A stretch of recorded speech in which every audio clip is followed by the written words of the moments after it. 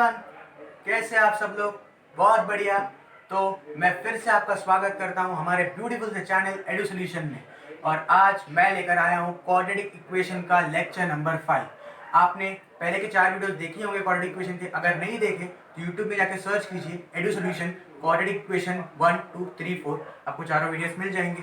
अगर आपने देखे हैं और आपका कंसेप्ट पूरा क्लियर है तो आज की वीडियो की शुरुआत करते हैं। आज की वीडियो में हम कुछ वर्ड प्रॉब्लम सॉल्व करने वाले हैं, या फिर कुछ ऐसे प्रॉब्लम्स जो आपके रियल लाइफ से रिलेटेड है, या फिर उन्हें रियल लाइफ प्रॉब्लम्स भी कहते हैं। मान लीजिए आपको ऐसा कुछ कह दिया कि आपकी एज मान लीजिए है x, आपकी मम्मी की एज है 2x + 5 ऐसा कुछ, और आप दोनों की एज को मल्टीप्लाई करके आता है 60, तो आपकी एज बताइए। ऐसे सब प्रॉब्लम्स आप खुद सॉल्व कर सकते हैं इस वीडियो को देखने के बाद। तो लीनियर इक्वेशन में भी आपने ऐसे वीडियो ऐसा देखा होगा। इसमें हम क्वाड्रेटिक इक्वेशन से रिलेटेड सारे वर्ड प्रॉब्लम सॉल्व करेंगे। तो इससे पहले हम आगे जाए, मैं आपको इस सम का आंसर चाहता हूं अपने कमेंट सेक्शन में। इस सम का आंसर मैंने अपने वीडियो के एंड में दिया हुआ है। आप पहले वीडियो को पॉज कीजिए, अच्छे से ट्राई कीजिए। अगर आया तो अच्छी बात है, नहीं तो आप लास्ट में आके देख लीजिए इसका आंसर। तो एंड करते हैं इस क्वेश्चन को। तो आज का पहला क्वेश्चन है ये पहला वर्ड प्रॉब्लम। आपको बहुत प्रॉब्लम होती होगी अपस्ट्रीम डाउन स्ट्रीम ऐसे सब प्रॉब्लम्स में, इसीलिए मैंने वही क्वेश्चन लिया है यहाँ पर। पहले मैं आपको क्वेश्चन पढ़ लेता हूँ, फिर समझा दूंगा, फिर मैं आपको टाइम दूंगा इसे सॉल्व करने का। आप पॉज करके ट्राई कीजिए, फिर आप सोल्यूशन देखिए इसका। तो क्वेश्चन ये कहता है, प्रतीक स्विम्स 36 किलोमीटर डाउन स्ट्रीम। सबसे पहली बात आपको ये दिमाग में आना चाहिए, अपस्ट्रीम डाउन स्ट्रीम होता क्या है। मान लीजिए यहाँ ले लीजिए, मान लीजिए ये है रिवर, पानी बह रहा है ऐसे।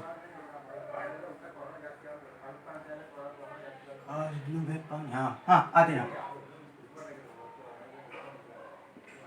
एक बंदा है प्रतीक, वो इस एंड से, मान लीजिए पहले पानी यहाँ बह रहा है, वेलोसिटी ऑफ रिवर यहाँ कुछ तो है, वो मान लीजिए आपको पहले क्वेश्चन समझा देता हूँ। प्रतीक यहाँ पर है, वो यहाँ से यहाँ कूद रहा है, या फिर यहाँ से यहाँ कूद रहा है।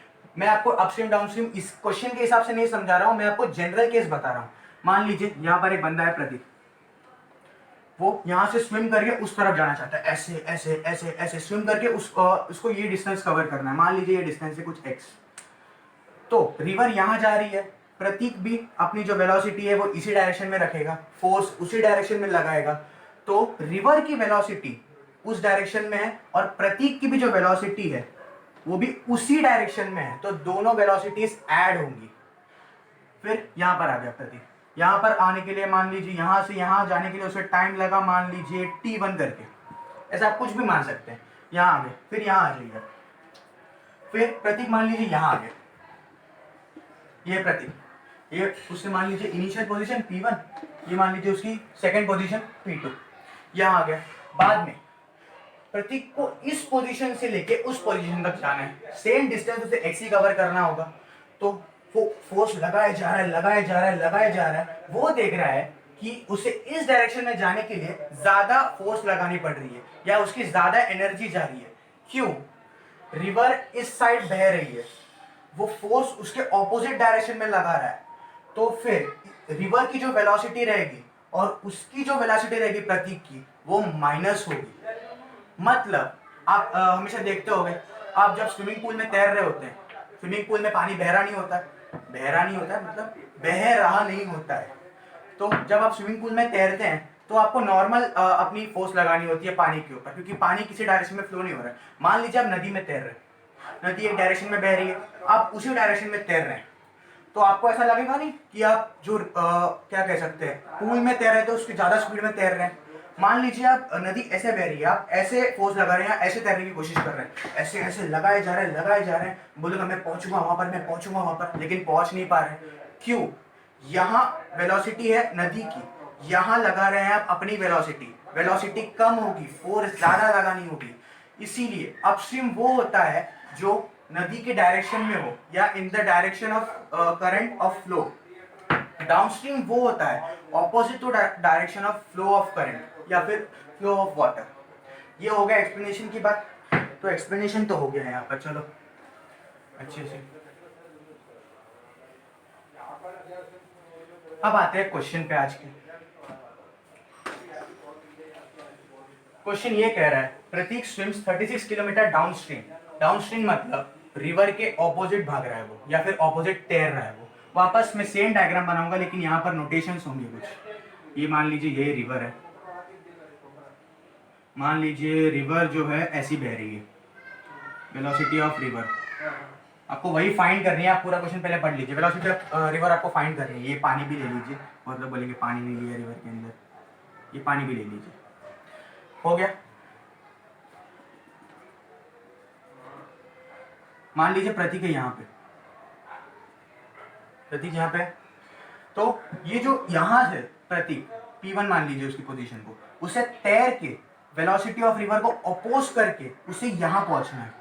ये जो डिस्टेंस है वो भी आपको दिया हुआ है 36 किलोमीटर, 36 किलोमीटर आना है तैर कर। तो फिर उससे इसके ऑपोजिट फोर्स लगानी होगी रिवर के, उसको ज्यादा एनर्जी जाएगी। मान लीजिए यहां से यहां जब वो आया उसको टाइम लगा T1, या फिर सबसे पहली बात ये मान लीजिए आप, जो प्रतीक की वेलोसिटी है, प्रतीक की वेलोसिटी है x। Let velocity of Pratik be x। x अच्छे से लिख देता हूं। x कहां पर है वेलोसिटी? रिवर के अंदर? बिल्कुल नहीं। इन स्टिल वाटर, रिवर तो बह रही होती है। इन स्टिल वाटर यानी मान लीजिए जहां पर पानी रुका हुआ हो, या फिर कह सकते हैं पॉन्ड में उसकी वेलोसिटी है x। ऐसे लिख दीजिए let velocity of Pratik be x in still water, जहां पानी रुका हुआ हो। ये हो गया। मान लीजिए वो यहां से अपनी वेलोसिटी लगा रहा है, velocity of Pratik be x kilometre per hour, वो ऐसे लगा रहा है। वेलोसिटी ऑफ रिवर वहां है, वेलोसिटी खुद यहां लगा रहा है, वेलोसिटी ऑफ रिवर वहां है। मान लीजिए इस डिस्टेंस को कवर करने में, ऐसे आने में उसको जो टाइम लगा, let the time B T1, यहां से यहां आने में जो टाइम लगा वो है T1। अब उसको वापस भी जाना है यहां से, तो यहां आ गया। लेकिन ये क्या कहा है, Pratik swim 36 kilometre downstream and back in 8 hours, मतलब वो वापस आ रहा है वहां से। वही सेम आपको अज्यूम करना है, x ही रहेगी उसकी वेलोसिटी। ऐसा मान लेते हैं उसकी जो ताकत है वो कम नहीं हुई है, उसकी वेलोसिटी अब इस डायरेक्शन में रहेगी x किलोमीटर पर आवर। मान लीजिए यहां से यहां जो उसे आने में टाइम लगा वो है T2। बहुत लोग बोलेंगे टाइम इक्वल क्यों नहीं हुआ? मैंने बताया था कि यहाँ पर उसको जो फोर्स लगानी पड़ेगी वो ज्यादा लगानी पड़ेगी, लेकिन यहाँ पर जो फोर्स लगा रहा है वो सेम लगा रहा है, उसकी वेलोसिटी भी सेम है। और रिवर किस डायरेक्शन में उसे अपोज करेगी, किस डायरेक्शन में उसे असिस्ट करेगी, वो अलग अलग होगा। इसलिए ये टाइम T1 है, ये टाइम T2 है। इतना हो गया। अब मैं इस डायग्राम को मिटा रहा हूँ, अच्छे से दिमाग में डाल दीजिए इसे। इतना एक्सप्लेनेशन तो हो गया। आपने एज्यूम क्या किया, let velocity of Pratik be x in still water if his speed is 12 kilometre, यानी x आपका जो है वो 12 है, x is equal to 12 kilometre per hour. ये आपको दिया हुआ है क्वेश्चन में, x is equal to 12 kilometre per hour in still water. Find speed of water current, मतलब जो नदी बह रही है वो किस स्पीड से बह रही है वो आपको ढूंढना है यहाँ पर। तो आ जाइए, वो डायग्राम तो आपको याद ही होगा। जब वो डाउनस्ट्रीम आ रहा था, मतलब वेलोसिटी ऑफ रिवर उसको अपोज कर रही थी, तब उसको जो टाइम लगा वो था T1। तो time taken by Pratik to travel 36 kilometre downstream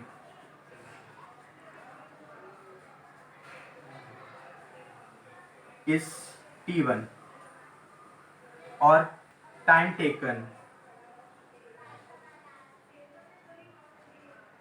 bye Pratik to travel 36 kilometre upstream is T2, late ले लीजिए आप। यहाँ पर हमने एज्यूम किया है टाइम जो है वो T1 और T2 करके, ऐसा बोला नहीं था, T1 T2 ले लीजिएगा। तो ये है आपके पास टाइम है, आपके पास उसकी वेलोसिटी है, आपके पास रिवर की वेलोसिटी नहीं है, आपको रिवर की वेलोसिटी फाइंड करनी है। एक बात बताइए, जब वो अपस्ट्रीम आ रहा होगा उसने कितना डिस्टेंस ट्रैवल किया? डिस्टेंस ट्रैवल्ड बाय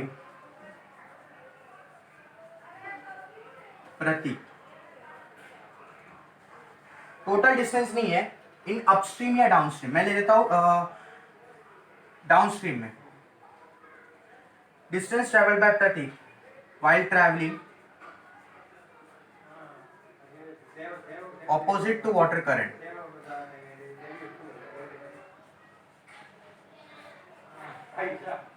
या फिर इसे डाउनस्ट्रीम भी लिख सकते हैं आप। डाउनस्ट्रीम कितना डिस्टेंस था? 36 किलोमीटर। वो हो गया। अब डिस्टेंस ट्रैवल्ड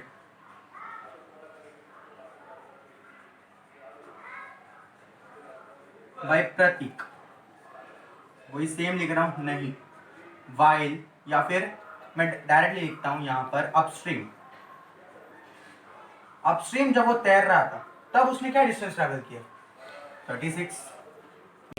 यहां पर छोटा सा एक और बार बता देता हूं। पानी ले लीजिए आप, पानी को सबको बहुत पिया है।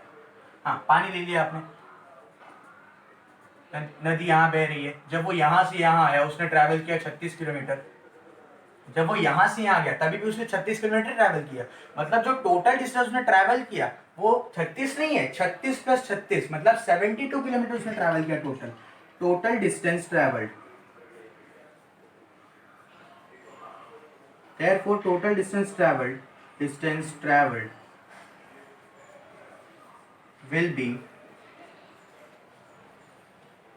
36 plus 36 equal to 72 किलोमीटर। ये हो गया। ये आपका जो क्वेश्चन में दिया है वो मैंने इक्वेशन के फॉर्म में भी बताऊंगा यहाँ से मैं।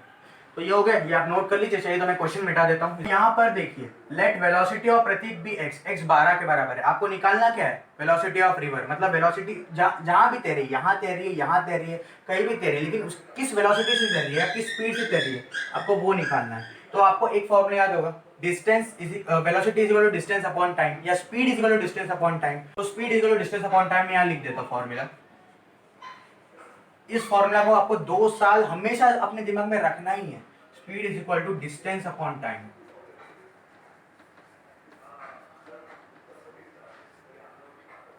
ये फॉर्मूला आपको अपने दिमाग में रखना है।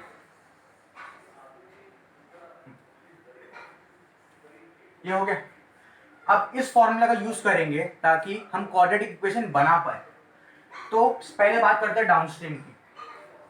नहीं, एक काम कीजिए, मैं डायरेक्टली बताता हूँ आपको, यहाँ से आपको अच्छे से समझेगा भी करो डाउनस्ट्रीम की।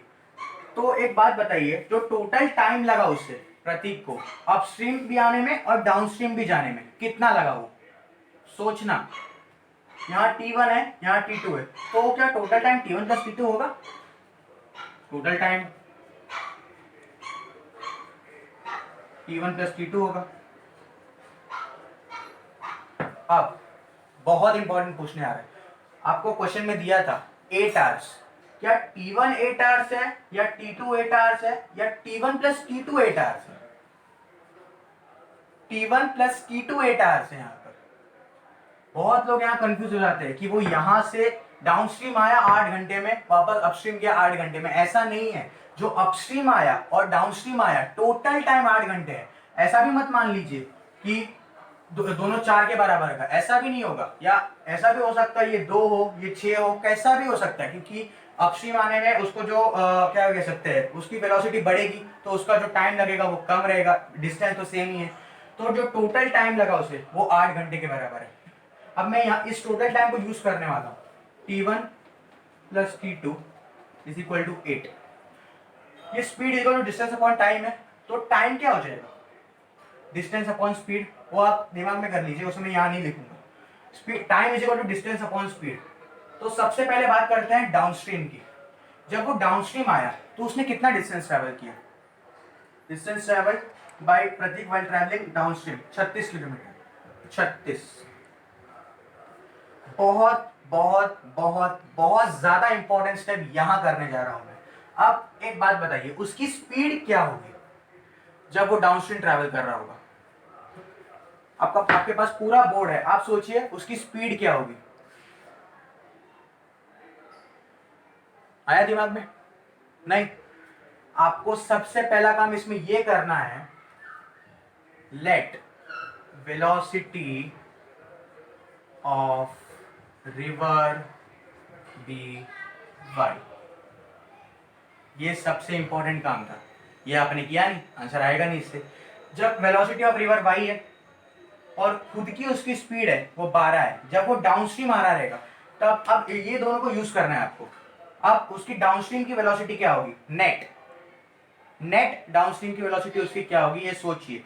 जब वो डाउनस्ट्रीम आ रहा होगा, वेलोसिटी ऑफ रिवर यहाँ है जो y के बराबर है, उसकी खुद की वेलोसिटी यहाँ पे 12 किलोमीटर, वेलोसिटी ऑफ प्रतीक। तो टोटल वेलोसिटी क्या होगी उसकी? 12 माइनस वाई या y माइनस 12? 12 minus y. क्यों? मैं ये भी बताऊंगा आपको, लेकिन यहां देख लीजिए उसकी वेलोसिटी डाउनस्ट्रीम आते वक्त 12 माइनस वाई होगी। ये हो गया 12 माइनस वाई, ये हो गया। अब T2 क्या होगा? जो टोटल डिस्टेंस उसने ट्रैवल किया अपस्ट्रीम आते वक्त वो होगा, टोटल डिस्टेंस क्या है? 36। अब यहां पर उसने जो वेलोसिटी यूज की अपस्ट्रीम आते वक्त वो क्या होगी? अपस्ट्रीम यहां से यहां आते वक्त वेलोसिटी ऑफ प्रतीक वो y है, तो जो टोटल वेलोसिटी हो जाएगी, सॉरी वेलोसिटी ऑफ प्रतीक 12 है, सॉरी 12 है, और रिवर भी वही ले जा रही है तो 12 प्लस वाई हो जाएगा। हो गया। अब इसको 8 के बराबर कर देना है। अब इसे सॉल्व कर सकते हैं, मैं इसे मिटा रहा हूं सॉल्व करने के लिए। ये इक्वेशन है आपके पास, आप क्या कर सकते हैं, आप इसे 4 से कैंसिल कर सकते हैं। 4 से इसे कैंसिल किया तो ये 9 12 minus y plus 9 upon 12 plus y is equal to 2। अब इसे क्रॉस मल्टीप्लाई करना है, इसे क्रॉस मल्टीप्लाई कर रहा हूँ यहाँ, देयरफॉर अब 9 into 12 minus y plus 9 into 12 plus y upon 12 minus y into 12 plus y is equal to 2। ये हो गया। अभी इसे एक्सपैंड करना है, ये फॉर्मूला आप देखे होंगे, ए प्लस बी इंटू ए माइनस बी, ए स्क्वायर माइनस बी स्क्वायर का फॉर्मूला। सबसे पहली बात यहाँ देखिए, 12 इंटू 9 108 माइनस 9y, ये भी 108 प्लस में 108 प्लस 9y, ये ए स्क्वायर मतलब 144 minus y square is equal to 2। ये आ गया दिमाग में। अब इसके बाद इसे यहाँ डाल दीजिए, 108 माइट ये कैंसिल हो जाएगा, प्लस माइनस ये भी देख लीजिए, 108 प्लस 108 216 इज इक्वल टू 288, ये मल्टीप्लाई हो रहा है इससे, माइनस 2y स्क्वायर। अब इसे यहाँ 2y square is equal to 288 minus 216। अब चाहिए तो आप इसे 2 से डिवाइड कर सकते हैं क्योंकि सब में 2 कॉमन आ जाएगा। डिवाइडिंग थ्रू आउट बाई 2,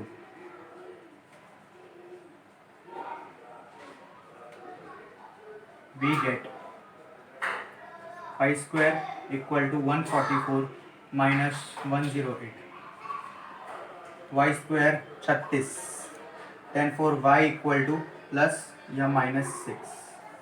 आपका y है क्या? Velocity of river. तो ये या फिर लेट y इक्वल टू 6, यहाँ ले लीजिए, let y equal to -6 kilometre per hour. आपने यहाँ जो y ली है ना वो स्पीड है, स्पीड नेगेटिव नहीं हो सकती कभी। वेलोसिटी भले नेगेटिव हो सकती है लेकिन यहाँ हम लोग स्पीड लेके सॉल्व कर रहे हैं, इसीलिए स्पीड कभी नेगेटिव नहीं हो सकती है, since speed can not be negative.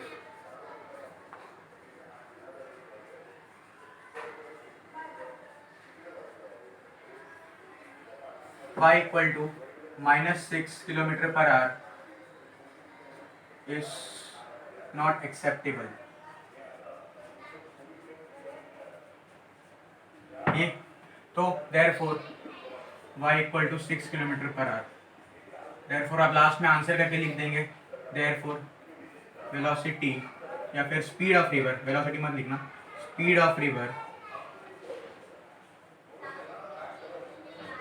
Is 6 kilometre per our. तो ये दूसरा क्वेश्चन है आज के वर्ड प्रॉब्लम का। क्वेश्चन बोल रहा है if 460 is divided by natural number the question is 6 more than 5 times the divisor and the remainder is 1, find the question and the remainder. आपको इस क्वेश्चन में इस बात का ख्याल रखना है, ये क्वेश्चन, रिमाइंडर, डिवाइजर, ये सारे टर्म्स है क्या, आपको पहले ये समझना होगा। क्वेश्चन वो होता है जो आपका मेन आंसर हो, या फिर मैं आपको यहाँ एग्जांपल ले लेता हूँ। जैसे मान लो आपको 7 को डिवाइड कर रहे हैं 3 से, तो 2 * 6, तो ये 1 हो जाएगा। तो आपका यहाँ पर जो क्वेश्चन रहेगा वो 2 होगा। आपका जो रिमाइंडर है, मतलब जो बाकी है लास्ट में, ये आपका 1 हो जाएगा रिमाइंडर। और आपका जो डिवाइजर होता है, डिवाइजर मतलब वो जिससे आप डिवाइड कर रहे हैं, मतलब आपका 3 जो हो जाएगा वो डिवाइजर हो जाएगा। और डिविडेंड वो होता है, आपको फॉर्मूला भी दूंगा मैं इसका। डिविडेंड वो होता है जिसको आप डिवाइड कर रहे होगे, मतलब ये आपका डिविडेंड हो जाएगा। तो इतनी बातें आपके दिमाग में है तो इसे अच्छे से सॉल्व कर सकते हैं आप। हाँ, क्वेश्चन ये कह रहा है कि 460 divide by natural number the quotient is 6 more than 5 times the divisor. सबसे पहले आप यहाँ लिख सकते हैं let the divisor be x। आप कुछ भी ले सकते हैं, x y कुछ z कुछ भी ले सकते हैं, मैं यहाँ x ले रहा हूँ। तो फिर देयरफॉर द रिमेंड या फिर quotient will be UOPIENT will be 6 more than 5 times the divisor. सबसे पहले 5 टाइम्स पे जाइए। आपका डिवाइजर है क्या x, 5 times the divisor 6 more then, तो ये हो जाएगा आपका क्वोशिएंट 5x + 6। आपके पास आपका डिवाइजर है, क्वोशिएंट है। यहाँ सबसे इंपॉर्टेंट आपको एक फॉर्मूला दे रहा हूँ, आपको दिमाग में रखना ही है उसे। We know that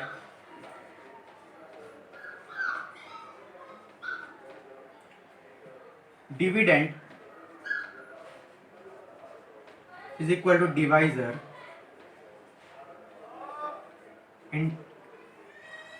into quotient plus remainder।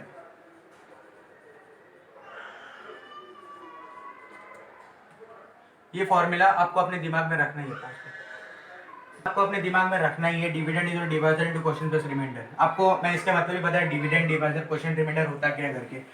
आपका डिविडेंड यहाँ क्या है, डिविडेंड यहाँ है 460 जिसको आप डिवाइड कर रहे होगे। Therefore 460 is equal to divisor जिससे आप डिवाइड कर रहे होगे। आपने अभी डिवाइजर को x ले लिया तो ये x हो जाएगा। क्वोशिएंट आपका क्या है 5x + 6। रिमाइंडर क्या है आपका 1 हो गया। अब इसे सॉल्व करना है normally. 460 is equal to 5x² + 6x + 1, ये हो जाएगा therefore 5x² + 6x + 1 - 460 is equal to 0। Therefore 5x² + 6x - 459 is equal to 0। इतना हो गया। अब मैं इसे सॉल्व करने के लिए वहाँ मिटा रहा हूँ उसे। ये आपका इक्वेशन है। अब मैं इसे फॉर्मूला मेथड से सॉल्व कर रहा हूँ, आपको भी मेथड से सॉल्व कर सकते हैं। इसे डेल्टा निकालते हैं सबसे पहले, b²। फिर सबसे पहले मेथड रहता था comparing with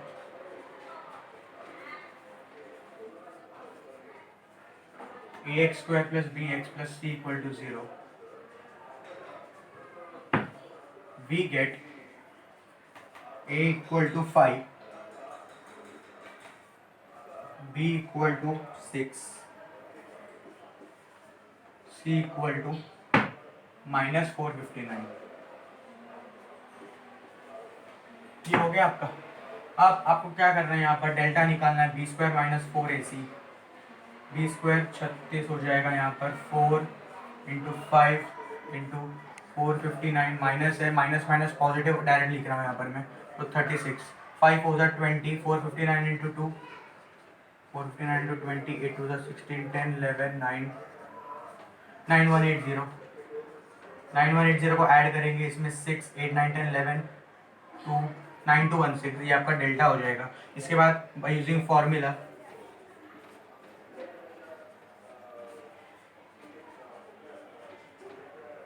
x equal to minus b plus minus root of b square minus 4ac upon 2, ये आपका फॉर्मूला है।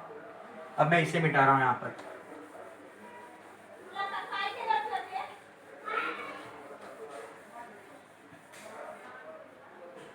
ये हो गया। अब यहाँ पर आपका x हो जाएगा माइनस बी यानी -6 plus minus root of 9216 upon 2 into 5, x equal to -6 plus minus, ये जो होता है 96 का स्क्वायर रूट होता है, या फिर ऐसा लिख सकते हैं डायरेक्टली 96, तो फिर ये हो जाएगा 10, therefore x equal to -6 plus 96/10 और x equal to -6 minus 96/10, therefore x equal to 90/10 और x equal to -102/10, therefore x equal to 9 और x इक्वल टू -102/10। मैं इसे जानबूझ के और सॉल्व नहीं कर रहा हूँ, क्योंकि हमें क्वेश्चन में ये पूछा गया था एक नेचुरल नंबर कभी नेगेटिव नहीं होता, इसीलिए ये x इक्वल टू -102/10 है, वो होगा ही नहीं answer.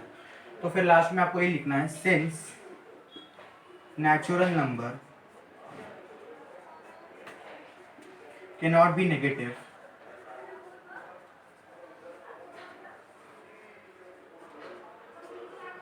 therefore x equal to -102/10 is not acceptable। ये हो गया। अब मैं इसे मिटा देता हूँ, लास्ट एक फाइनल आंसर लिखते हुए,